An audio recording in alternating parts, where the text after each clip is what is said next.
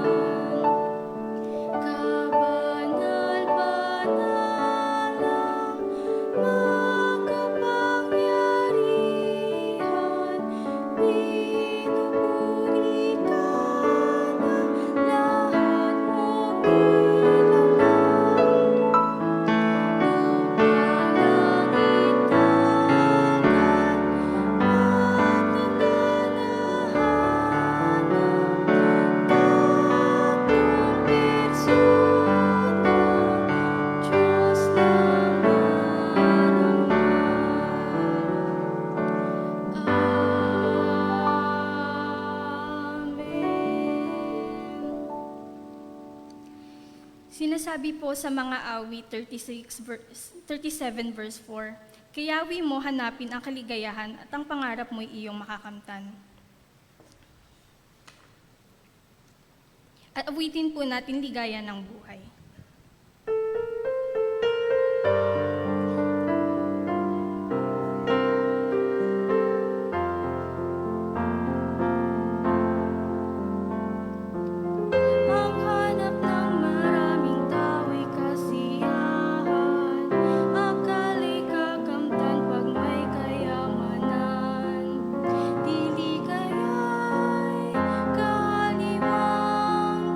Alok nitong manda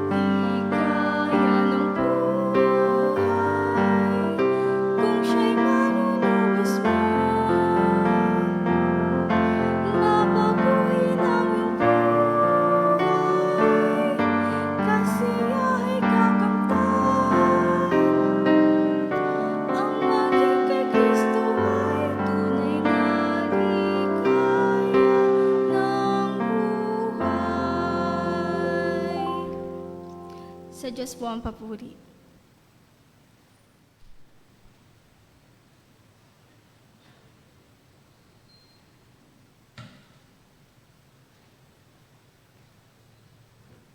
Magandang gabi po sa inyong lahat at sa mga kapatid po natin na naka-online ngayon sa kanilang mga tahanan. Ang sabi po sa Psalm 23, "The Lord is my shepherd, I shall not be in want. He makes me lie down in green pastures. He leads me beside quiet waters. He restores my soul.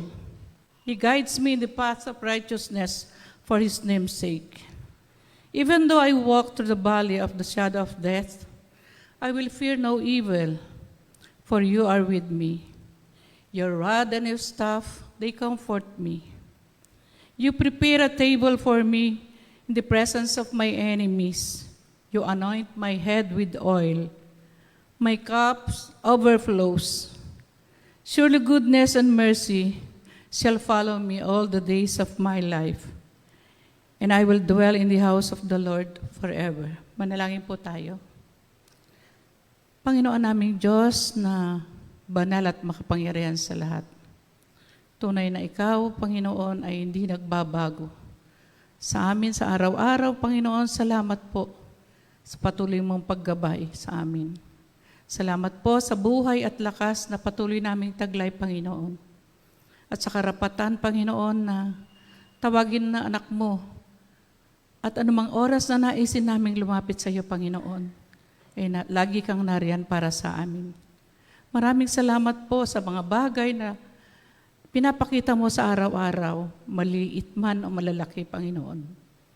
Tunay na nadarama po namin ang iyong pagmamahal sa bawat sa amin.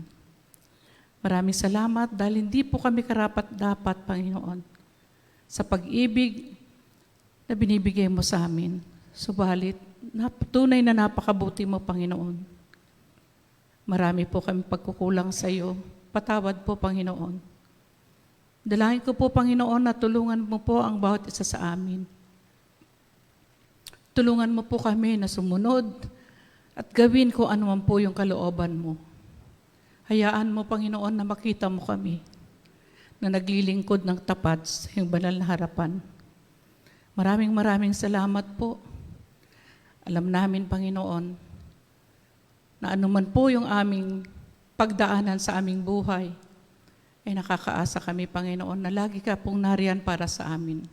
Na wala po kaming dapat ipangamba, Panginoon, sapagkat alam namin na Ikaw ay aming Diyos at hindi mo po kami pababayaan. Dalangin po namin sa gabing ito na patuloy mo po kaming makita, Panginoon.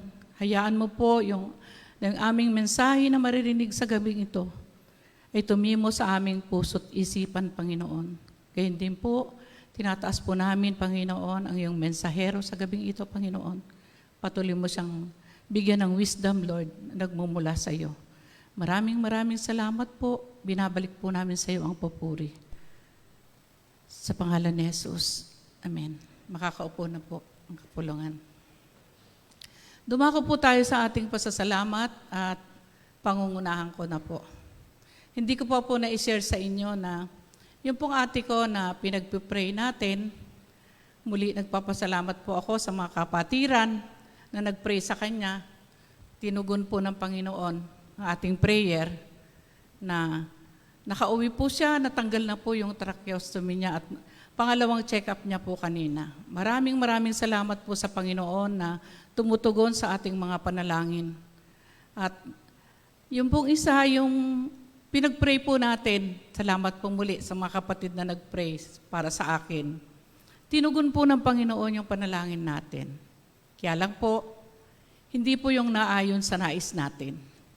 Marahil po, nais ng Panginoon na pagdaanan ko yung proseso at maibigay po yung karampatang lunas sa aking karamdaman.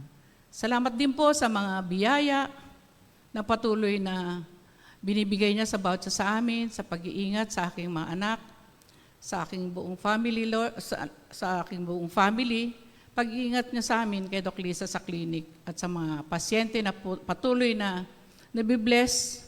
Salamat sa paggamit mo kay Doc Lisa At binabalik ko po ang papurit pasalamat sa Panginoon. Sa mga kapatid po na nais magbigay ng papurit pasalamat,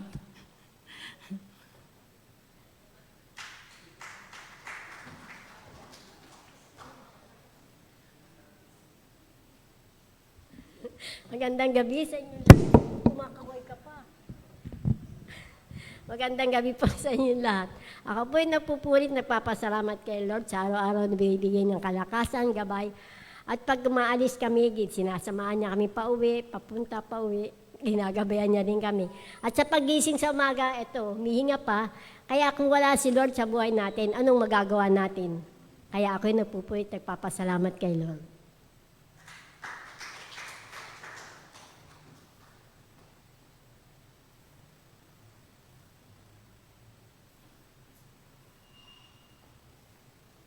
Magandang gabi rin po sa atin lahat. Ako rin po nagpupurit, nagpapasalamat sa Panginoon sa isang linggong pagpapala niya sa buong family at kalakasan, karunungan na nagmumula sa Kanya. Salamat din sa mga pagpapalang binibigay niya, lalong-lalo na doon sa una ko nagpapasalamat yung kay Eunice. Salamat kasi nagkaroon ng 1 week na tutorial si Teacher B, at salamat sa si Eunice dun sa nagtamasa ng ganong tutorial. Salamat sa Panginoon kasi magandang sige sa pagdating sa algebra, yung foundation na yun na masimulan mo yung karunungan mo pagdating sa ganong kaunawaan, yung pasimula sa ganong pag-aaral. Salamat sa buhay ng ating kapatid na patuloy niyang ginagamit para ibigay ng libre at magturo sa mga kabataang ito. Salamat din sa Panginoon sa yun karagdagang buhay at taon na binigay niya kay Bien. Salamat sa patuloy niyang pagpapala, hindi lang material na bagay, maging spiritual. Nakikita ko rin kasi sa kanya yung paglago bilang isang anak ng Diyos. Salamat din sa mga provision niya na hindi mo rin talaga maiisip talaga na kung tutusin kung kukomputin ko yung 5 araw na pasok ko sa 10 araw, madali lang naman siyang i-compute, pero nagugulat talaga ako sa mga pagpapala niya na nakakaraos sa pang-araw-araw at natutugunan yung mga pangangailangan at meron pa siyang binibigay na karagdagan. Salamat kasi makita mo talaga na hindi lang naman yung binibigay niyang pagpapala sa iyo, kundi para matuto ka rin magbigay sa iba. Sabi nga ni Pastor Ditz nga, nung nakaraang mga mensahe niya, ang Lord hindi naman siya magpapala sa iyo o tinuturuan ka rin niya para mapagbigay din sa iba, para yung nakukuha mong pagpapala sa Kanya ay naibibigay mo rin hindi lang sa mga kapatid mo sa Panginoon, maging sa mga tao sa paligid mo. Yung mga ganong bagay na kaunawaan ay madalas ko pinagpapasalamat sa Lord yun. Bonus na lang yung mga material na bagay. Yung mga spiritual na kaunawaan pagdating sa Kanyang salita, mga tuntunin, mga utos niya, ay nauunawaan mo isang malaking pagpapala na sa buhay mo yun na habang nandito ka at lumalakad ayon sa Kanyang salita. Yun, salamat sa kalakasan, sa patuloy niyang pag-iingat sa akin, maging sa mga kapatid ko, sa mga pagpasok sa trabaho. Hanggang kay Philip, nag-uumpisa na rin siyang, yun, salamat din sa pagpapala na yung favor na yun na binigay sa kanya. Nag-start na siya nung Monday. Bagamat talagang yung excitement niya pumasok nung una, tapos ito na naman bukas na nagtatanong na siya kung may pasok na siya bukas o wala. Salamat sa kasigasigan na binibigay niya sa anak ko at patuloy niyang nai-enjoy yung buhay na binigay sa kanya na sa ganitong edad niya hanggang sa siya'y lumalaki. Kaya yun, salamat sa pagkilos niya, sa mga ginagawa niya sa buong family. Kaya binabalik ang papurit pa sa salamat sa Panginoon.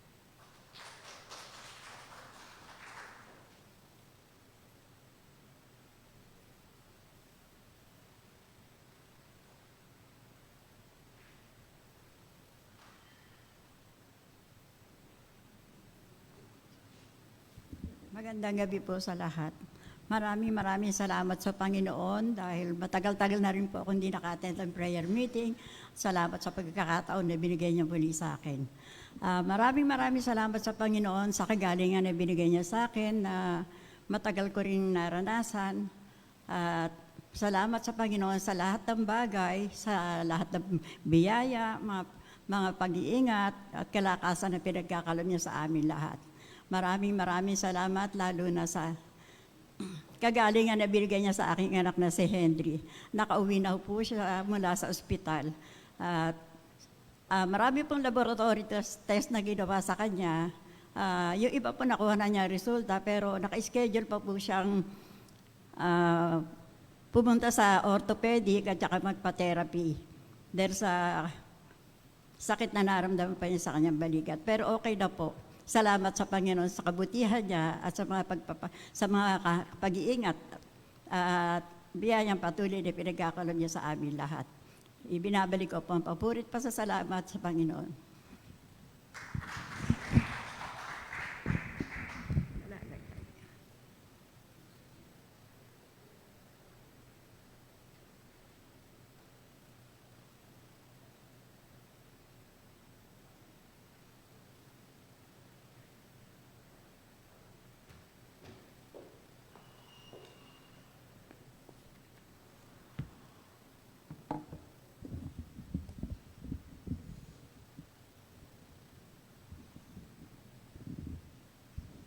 Good evening po sa ating lahat.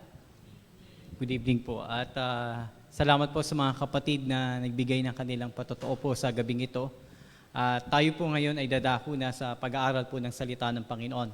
Tayo muna po ay manalangin at hingin po natin ang patnubay po ng ating Diyos sa ating pong pag-aaral. Dakilang Diyos na aming ama't makapangyarihan sa lahat.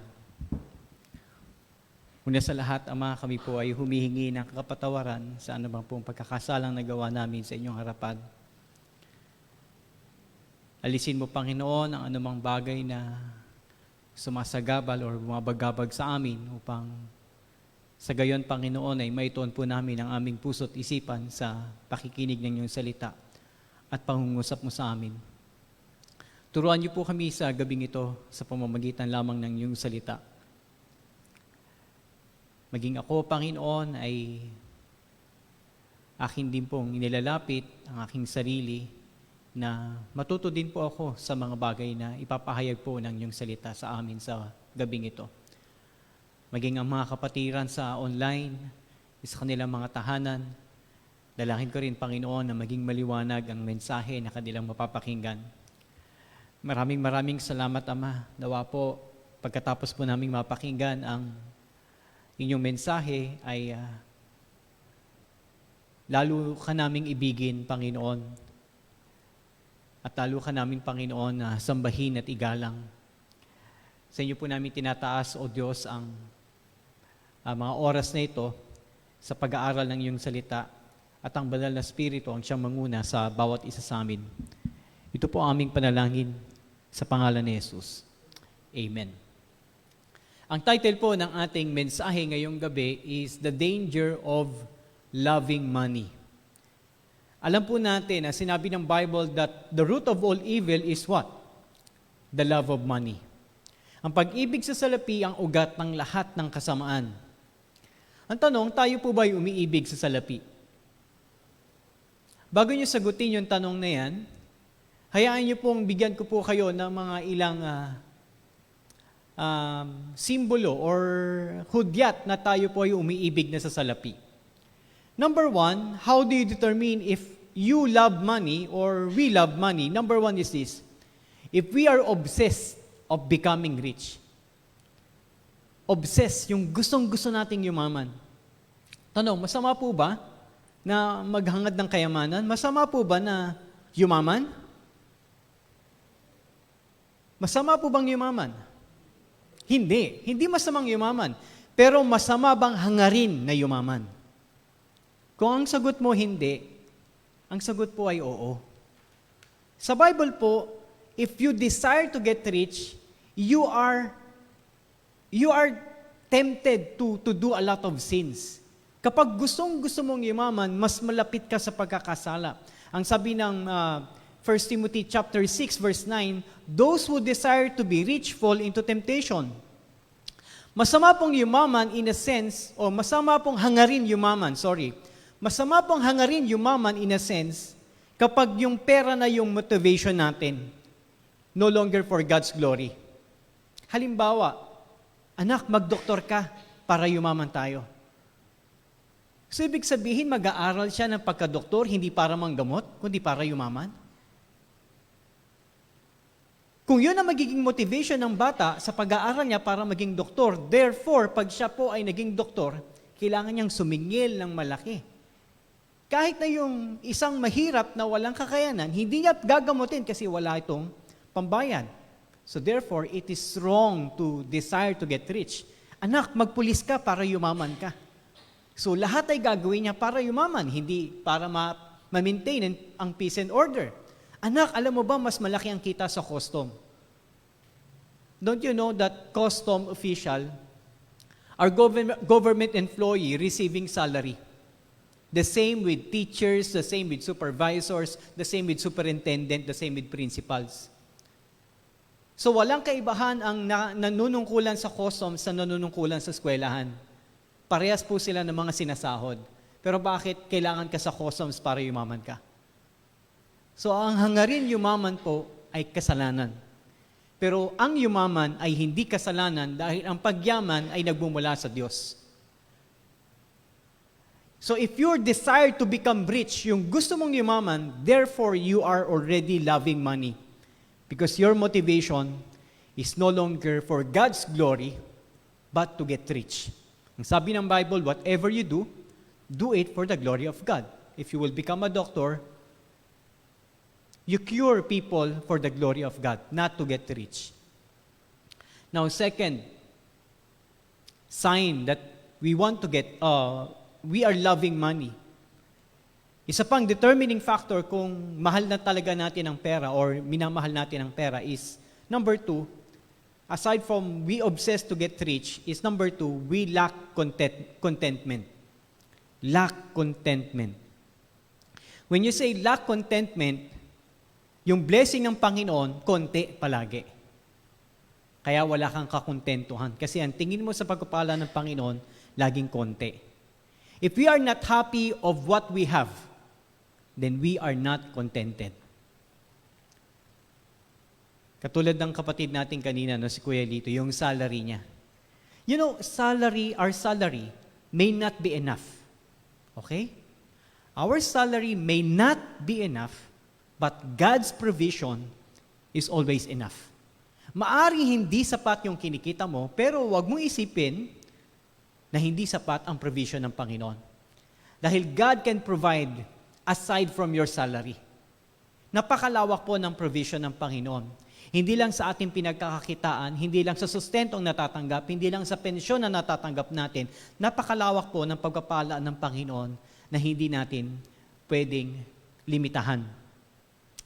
If money gives us peace, therefore we lack contentment. Kasi nakabatay na tayo sa pera.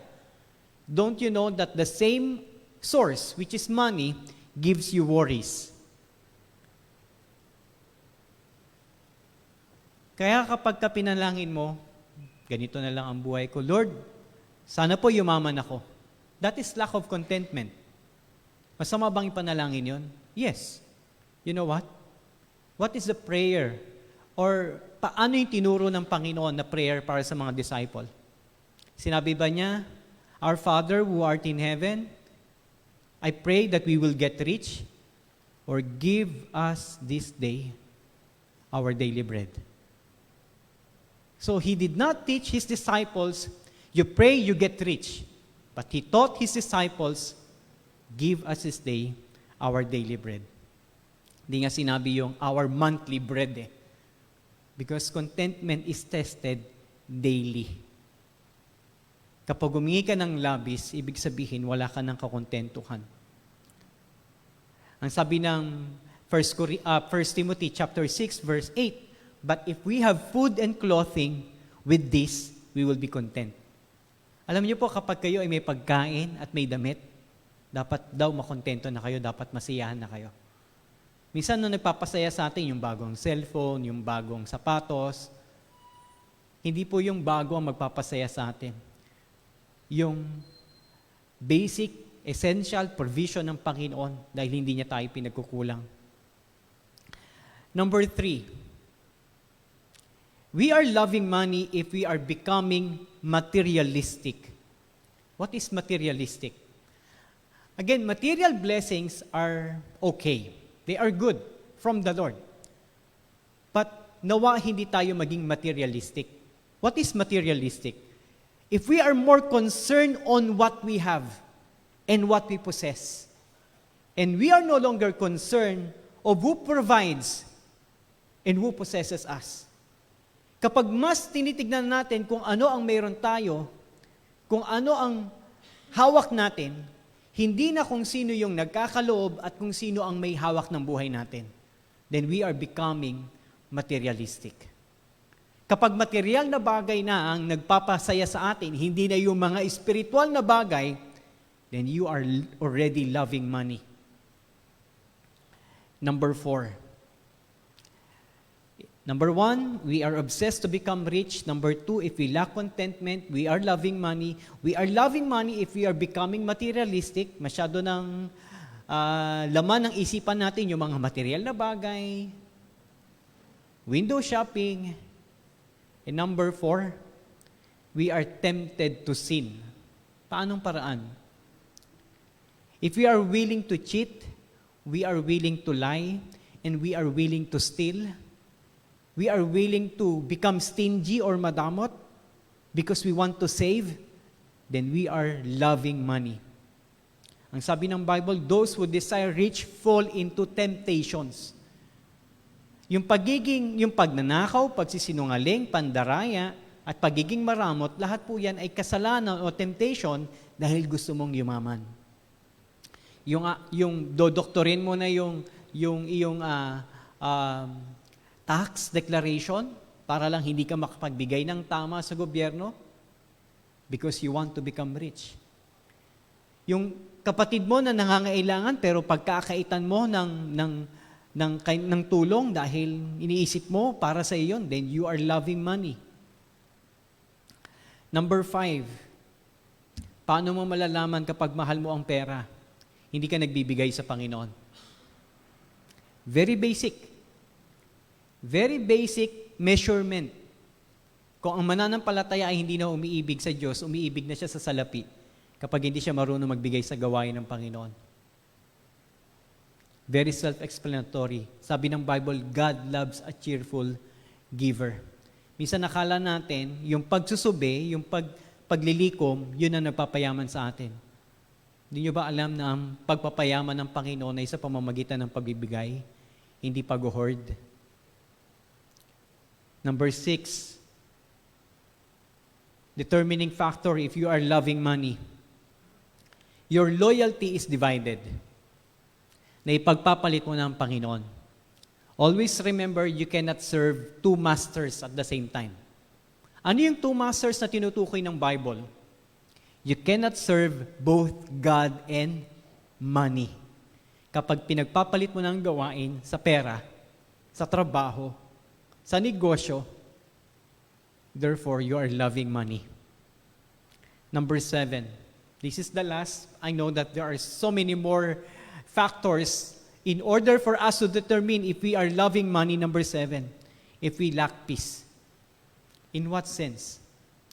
If we are preoccupied with our expenses, if we are preoccupied with our bills, if we are preoccupied with our investment, if we are preoccupied with our businesses and increase in salary and earthly riches, then we are loving money.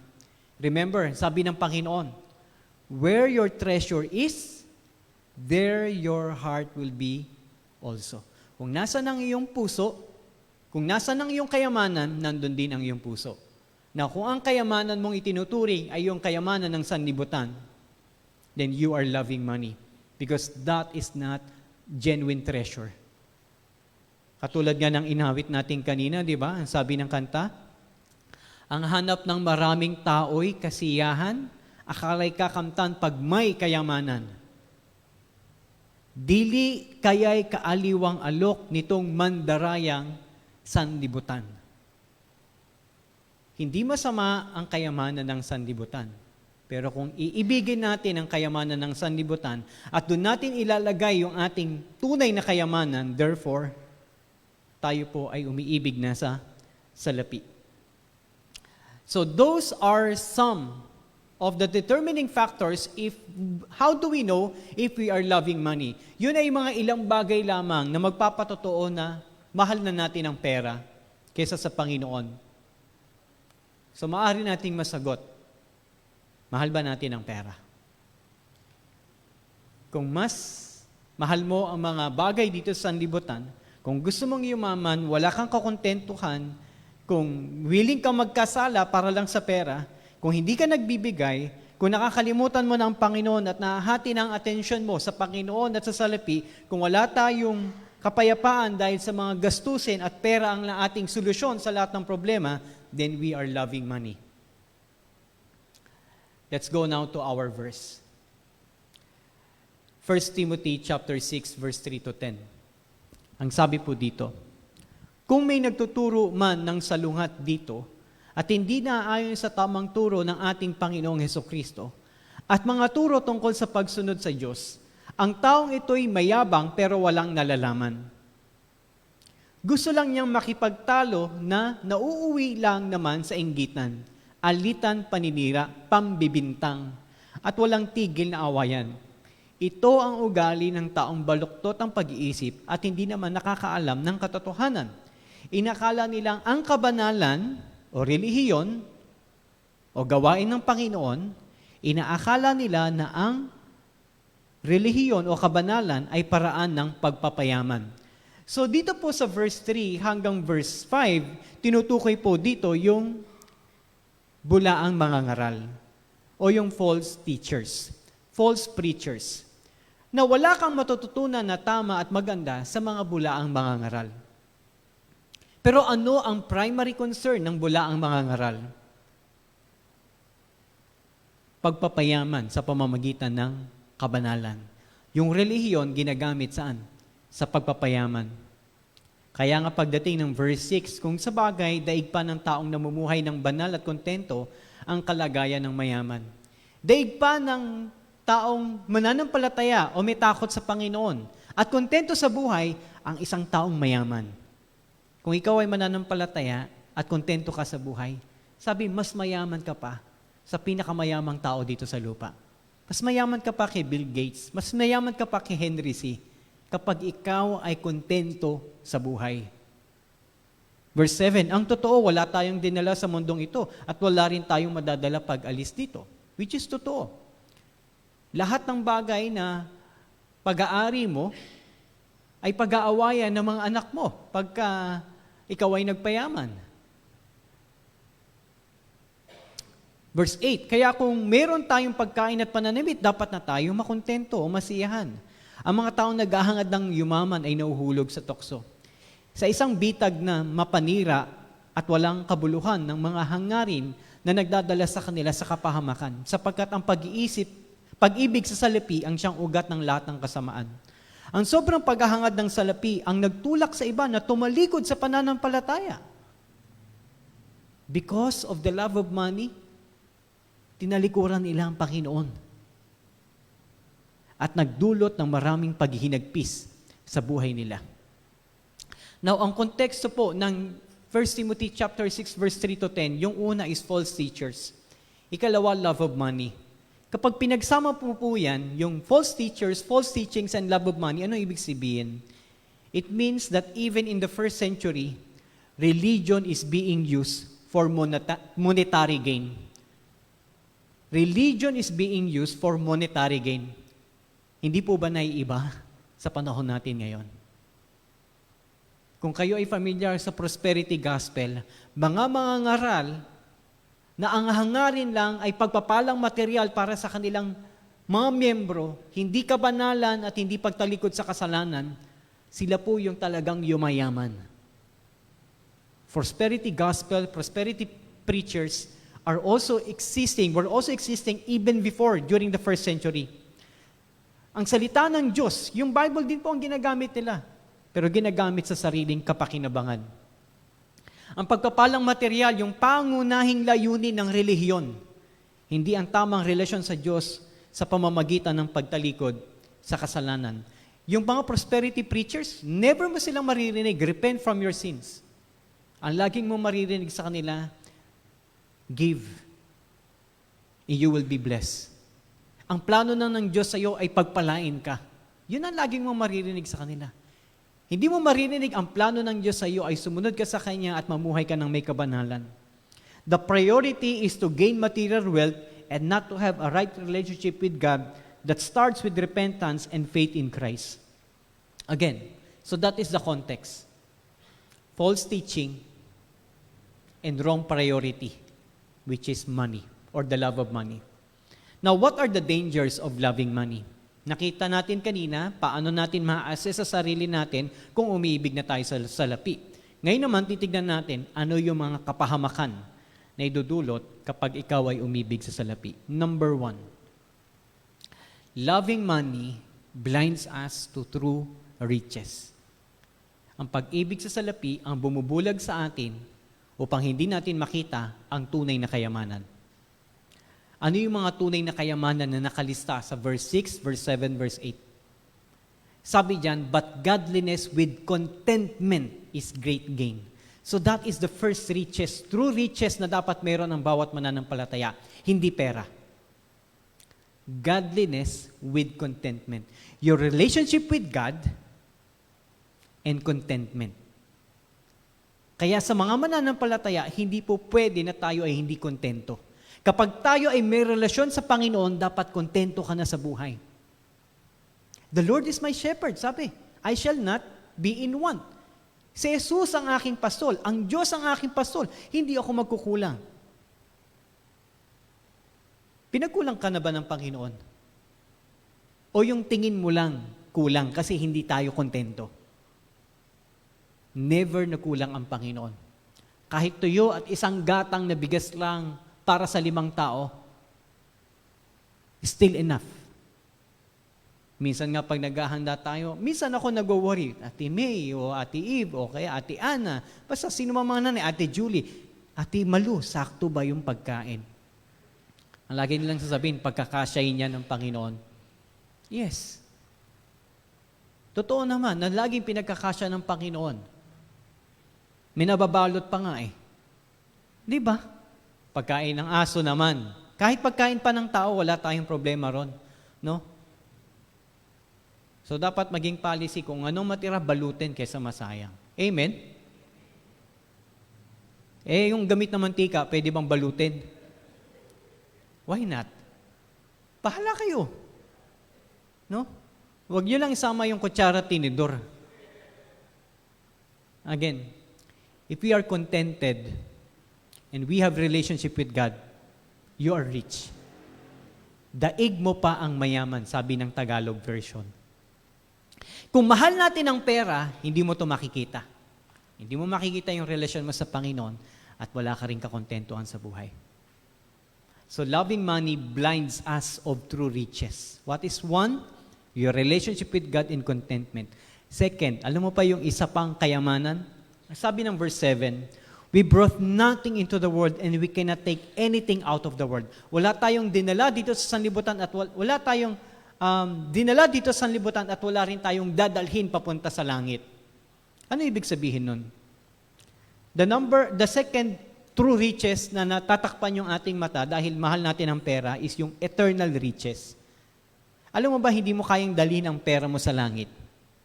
Pero pwede mong i-deposito. Naniniwala kayo?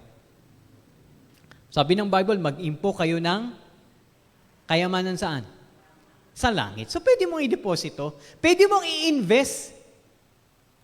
Paanong paraan? Sa pamamagitan ng mabuting gawa.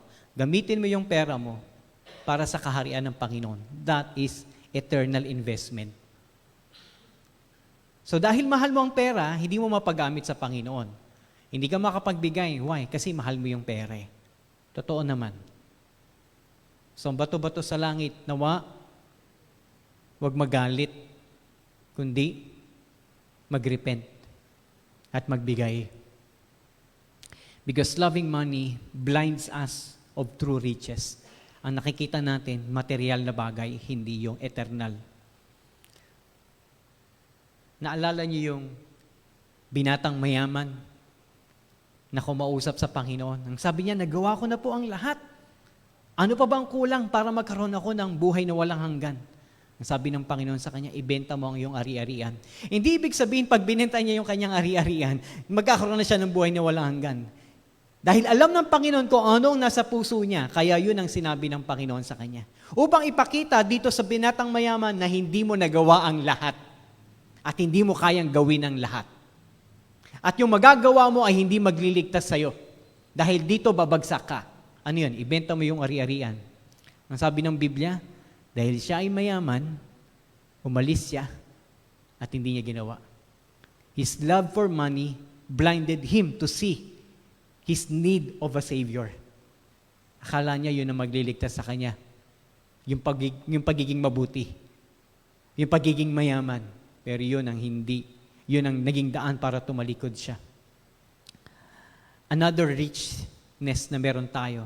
Yung isa, contentment and godliness. Ikalawa, eternal riches. Ano pa yung true riches na nabubulag tayo at hindi natin makita? Verse 8, basahin nyo. But if we have food and clothing, with this we will be content. Simplicity of life. Kapag mahal mo ang pera, hindi simple ang buhay, komplikado. Pero pag hindi mo mahal ang pera, mahal mo ang Panginoon, simple lang ang buhay. May pagkain ka, may damit ka, okay na yon. Kota na, kumbaga. Masaya ka na dapat. Tapos nagkaroon ka pa ng cellphone, bonus na lang yon. Pero hindi yun ang magpapasaya sa'yo. Tapos bibigyan ka pa ng Panginoon ng bahay at lupa. Masama bang maghangad ng pagkakaroon ng sariling bahay at lupa? Hindi naman sa tingin ko. Dahil ito ay part ng security para sa ating mga anak. Pero yung maghingad ka na magkaroon ka ng mansion, hindi. Dahil meron ka namang mansion sa langit. Di ba? Pero kung ipagkalooban ka ng Panginoon ng isang mansion, bakit hindi mo tanggapin? Pero yung paghahangad yung masama. So loving money blinds us of true riches.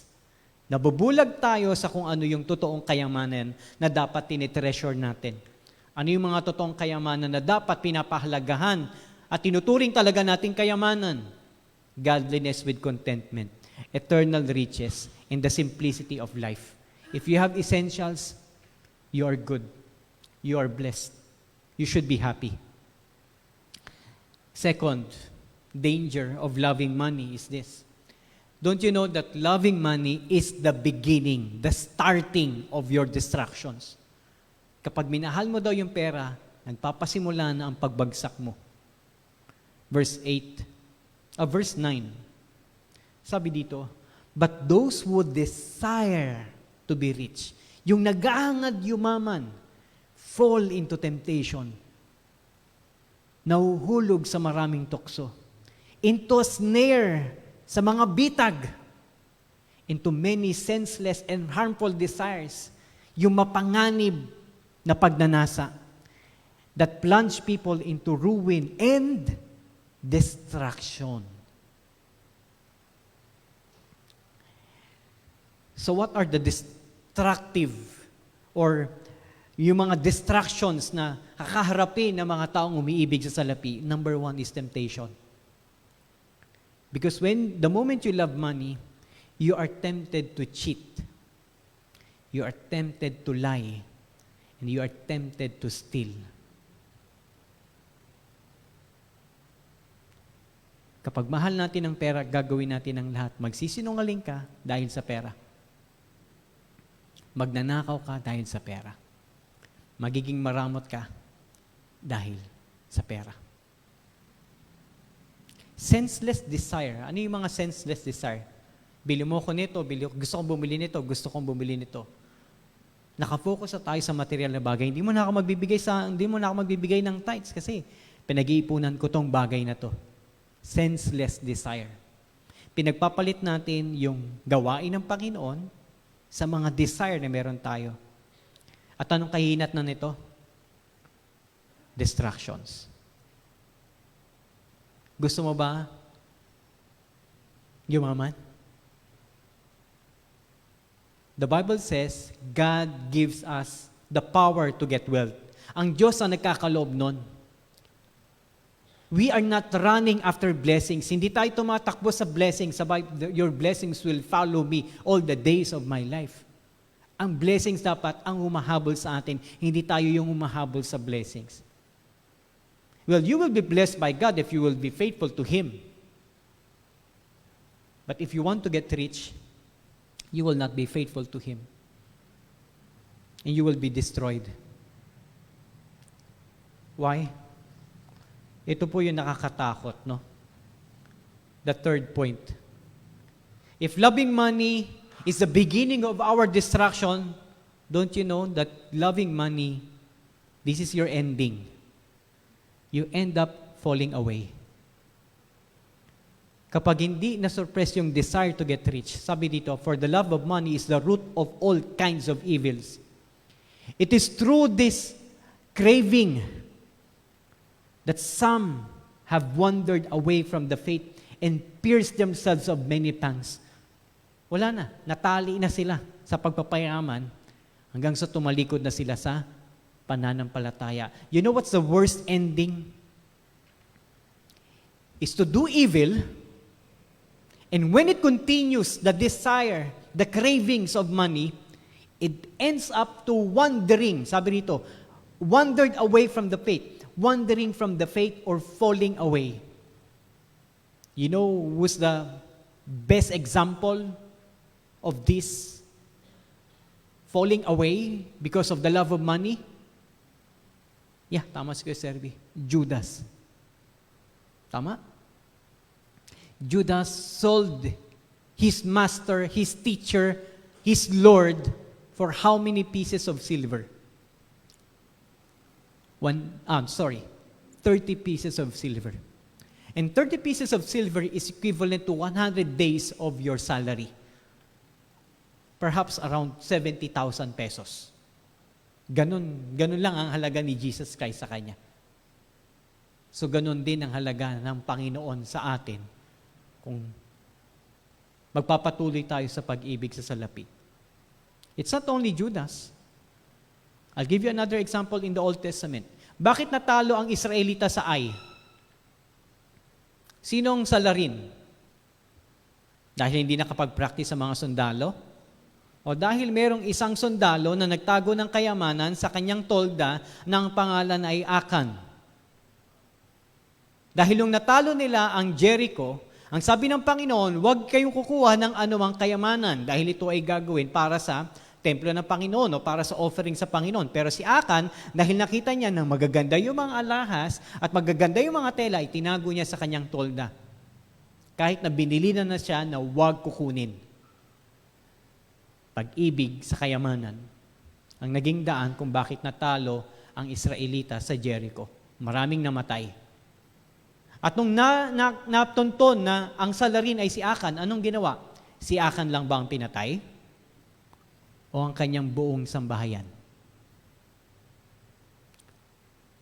Kung ikaw na ama or ina ay nagmamahal sa pera, hindi mo ba alam na hindi lang ikaw ang mapapahamak kundi ang buo mong sambahayan?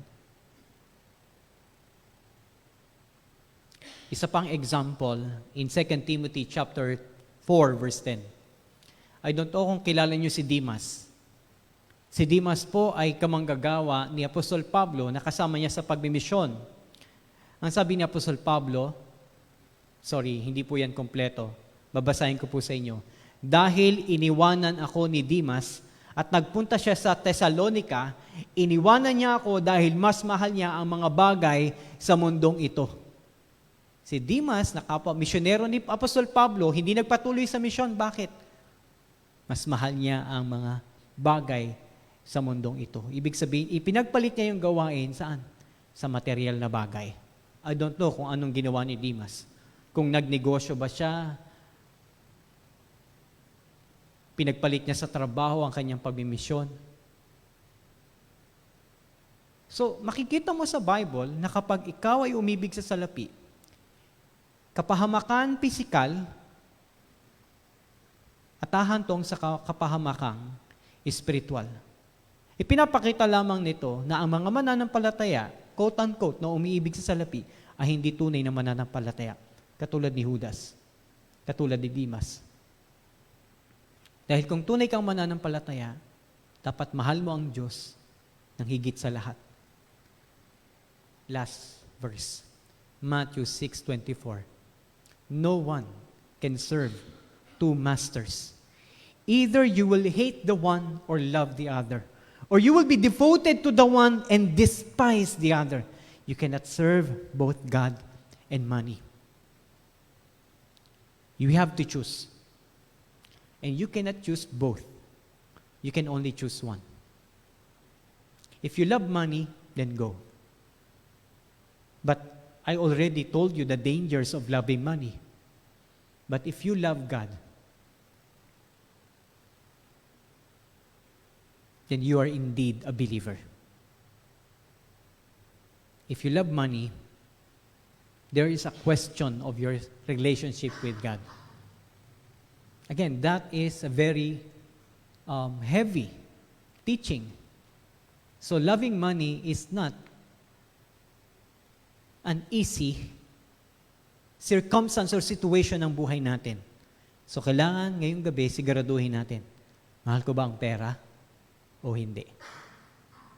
Dahil kung mahal mong pera, your loving money or your love for money blinds us of true riches. And love of money starts as the beginning of our destruction. And if you continue to love money, hindi tayo makikinig sa paalala, kapatid, hindi ka na nakakadalo, or kapatid, napapabayaan mo ng gawain, kapatid, lumiibig ka na sa pera. Kung nagpatuloy tayo, you will end up falling away.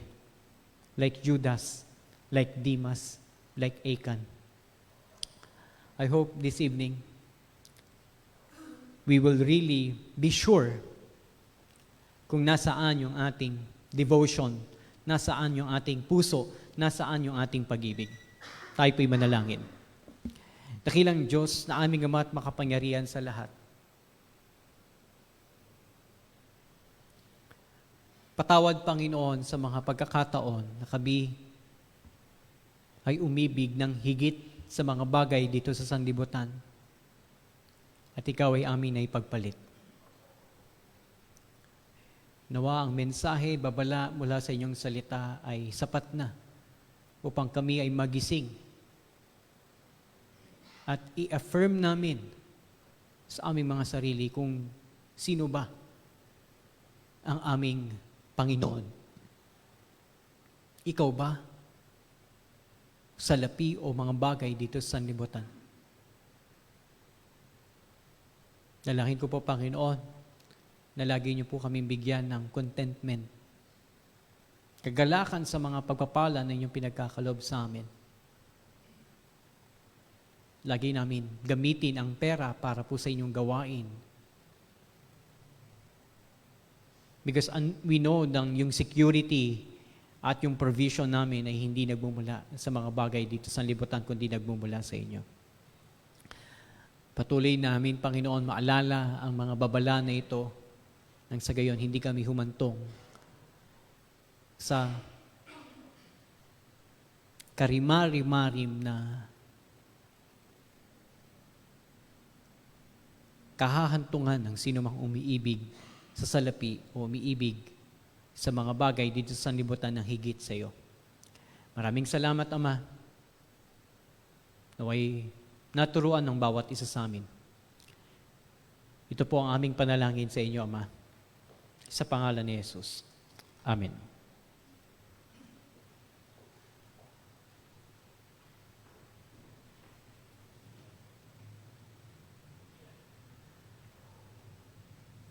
Tayo po ay magpapatuloy. Tinatawagan ko po ang ating mga tagalikom upang likumin ang ating mga kaloob.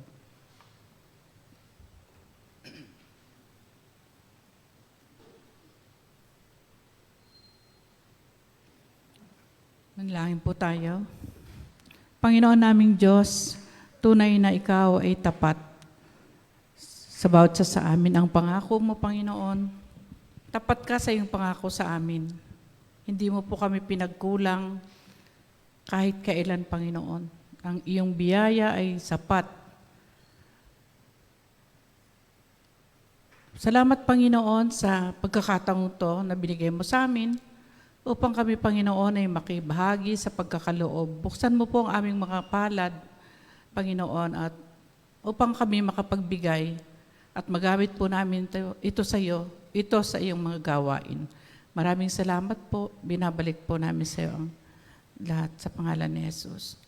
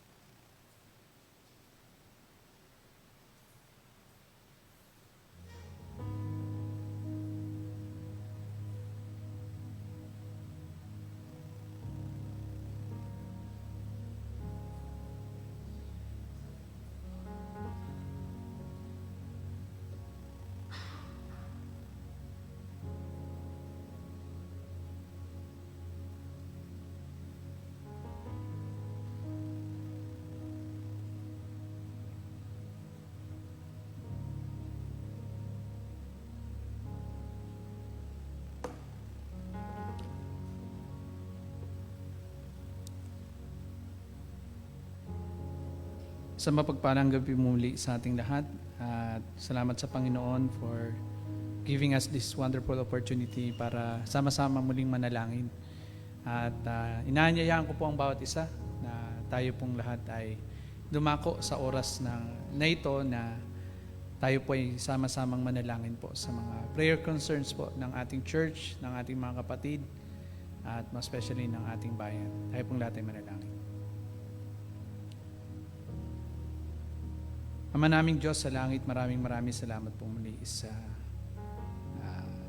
gabing ito na inyo pong pinagkaloob sa amin. Maraming salamat sa pagpapala ng mga awitin, ng mga pasasalamat, at lalong higit maraming salamat sa pagpapala ng iyong salita. That reminds us kung ano ang dapat naming maunawaan, Panginoon, at malaman patungkol sa aming pagbibigay, Panginoon. Lalong higit kung paano namin tinitingnan ang kayamanan sa aming buhay at paano namin tinitingnan din, Panginoon, ang aming buhay sa inyo. Dakilang Diyos, maraming salamat po muli sa oras na ito na maitanghal at maitaas po namin sa iyo ang mga panalangin po ng bawat kapatid ng buong iglesia, Panginoon, sa mga darating na araw at mga panahon, O Diyos. Lord, tinataas ko po sa iyo ang Barrio Obrero Baptist Church, ang mga pastor na nangunguna po sa amin. Palain mo, Panginoon, ang kanilang mga buhay. Ganun din po, Panginoon, ang kanilang mga pamilya, kanilang buong sambahayan, Panginoon. We are praying na patuloy mong gamitin hindi lang ang aming mga pastor, kundi ang kanilang buong sambahayan, O Diyos. Ngayon din po, tinataas ko rin po sa iyo ang bawat leaders ng church na kung saan ay lubos at ang kanilang pagmamahal at pagiging katuwang ng aming mga pastor ay patuloy mong idinadako sa kanilang mga buhay bilang instrumento mo, Panginoon, upang mapangunahan, mapangalagaan, Panginoon, ang iyong gawain sa lugar na ito.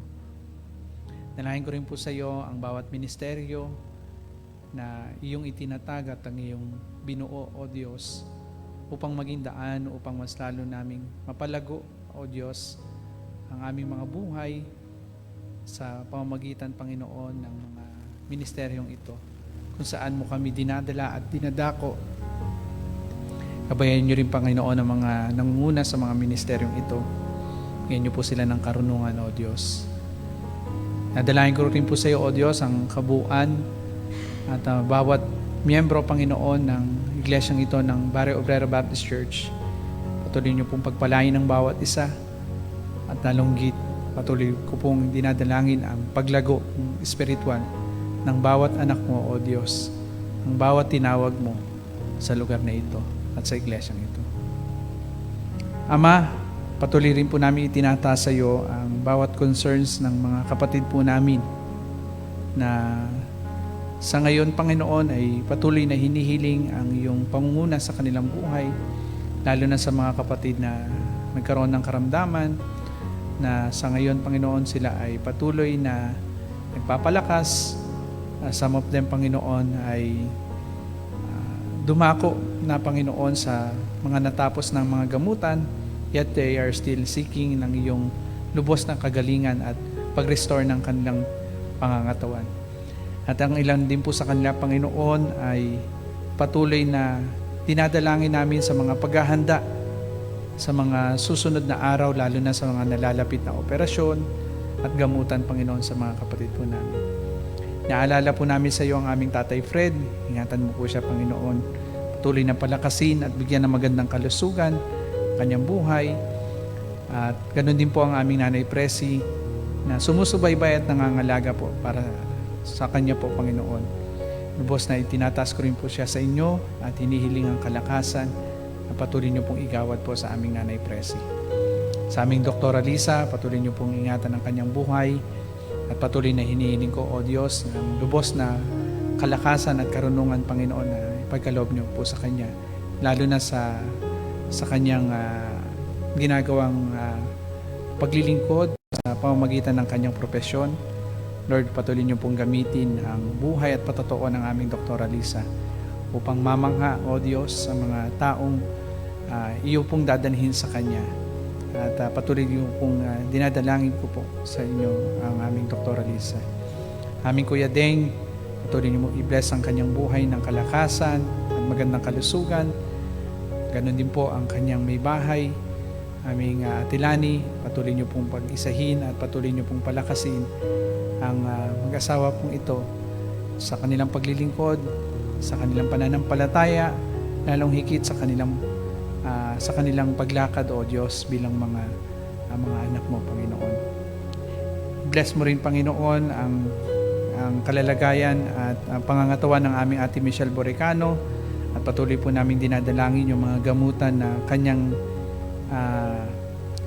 pinagdaraanan sa mga pagsusuri sa kanya, lalo na, Panginoon,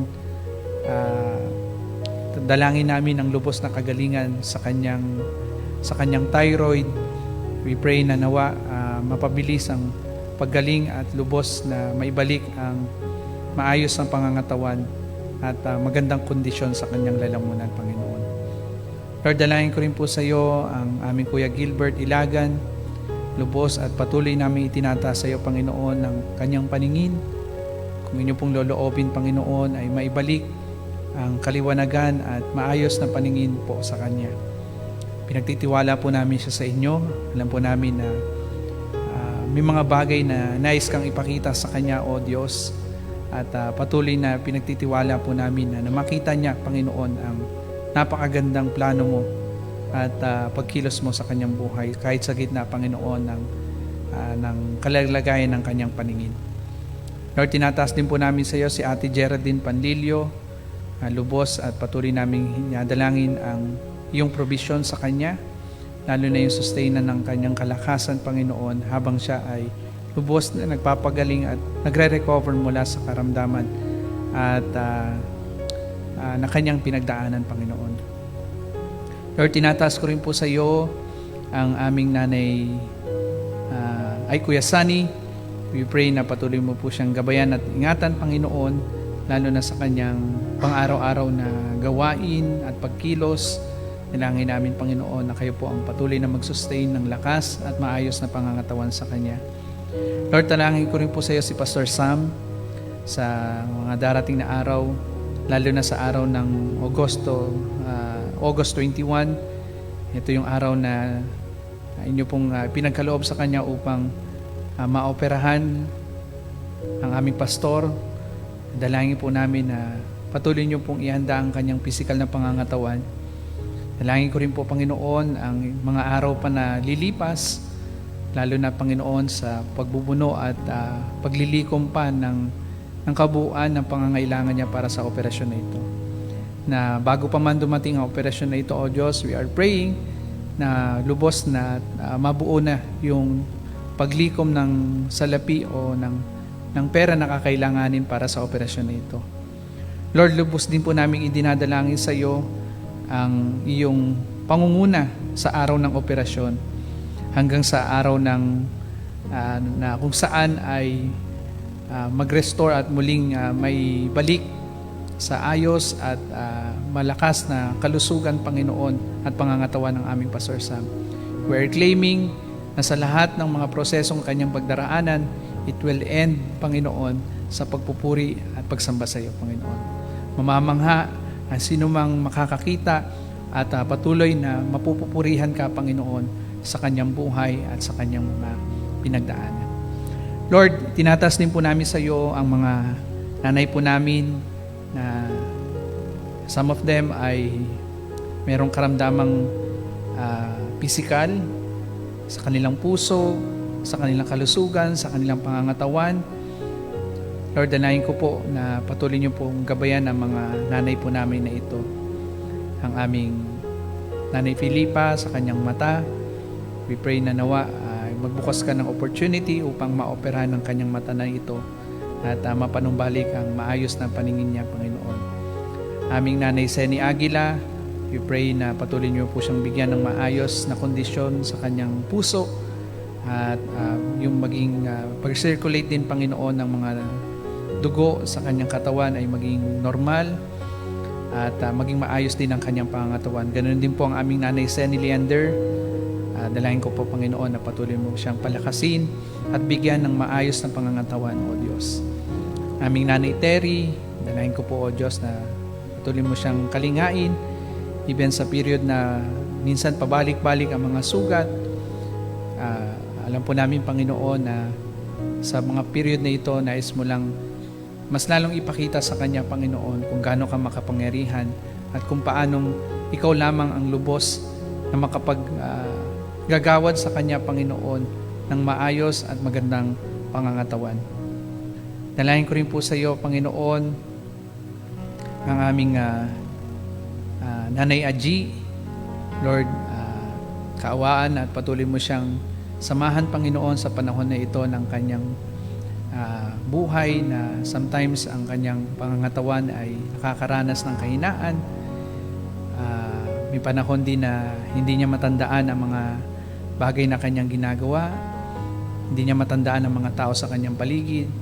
Dalahin ko, O Diyos, na sa iyong mga kamay ay patuloy na makaranas ng kagalingan at maipanumbalik, Panginoon, ang maayos na pangangatawan at kaisipan po, Panginoon, sa aming Nanay Adji. Loobin mo, Panginoon, nawa na ma-restore at maipanumbalik ang lahat ng ito sa Kanya. Ang sa gayon ay muli naming makasama siya sa mga pananambahan po namin. Dalahin rin po namin sa iyo si Nanay Emma. Dalahin ko, O Diyos, na patuloy mo siyang bigyan at pagkalooban ng maayos na pangangatawan. Alam po namin na hindi rin biro yung kanyang karamdaman. Ngunit alam po namin na sa iyong mga kamay, makasusumpong siya ng kapayapaan.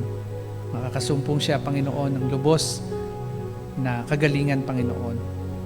Dalangin po namin na nawa ay patuloy niyo po siyang gabayan sa period na ito, Panginoon, na kung makaranas man siya ng mga kahinaan o mga pain, Panginoon, kayo po ang maging kapayapaan at kayo ang patuloy na magkaloob sa Kanya ng kagalingan, Panginoon.